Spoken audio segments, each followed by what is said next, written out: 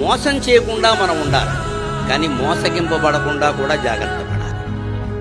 నేను ఎవరిని మోసం చేయలేదు, కానీ నన్నే అందరూ మోసం చేసి అది నీ దోషమే, సవరించుకోవాలి. దాని ద్వారా సానుభూతి సంపాదిద్దామని చూడదు. కలియుగంలో ఎప్పుడూ ధర్మం ఏమిటంటే మనం మోసానికి లోను కాకుండా ఉండాలి అంటే ఎదుటి వాళ్ళని మన పట్ల ఏం మాట్లాడుతున్నారో ఏం చేస్తున్నారో ఎప్పుడూ ఒక కన్నేసి ఉంచాలి. ఎవరిని పూర్తిగా నమ్మొద్దు. నమ్మాను అని చెప్పేవాడిని కూడా సగమే నమ్మమన్నారు. ఎవరి యందు ఎలా ఉండాలో అలా ఉండాలి తప్ప అందరికీ ఒకటే సూత్రం కలియుగంలో పనికిరాదు. ఎందుకంటే మానవులందరూ అలా ఉండరు. ఏ యుగంలోనూ ఉండరు, ఇందులో మరీ ఎక్కువ. పైగా ఈ యుగంలో పగలు ఎలా ఉంటారో రాత్రి ఎలా ఉంటారో తెలియదు. ఎవరిని మంచివాడు అనడానికి లేదు, అలాగని చెడ్డవాడు అనడానికి లేదు.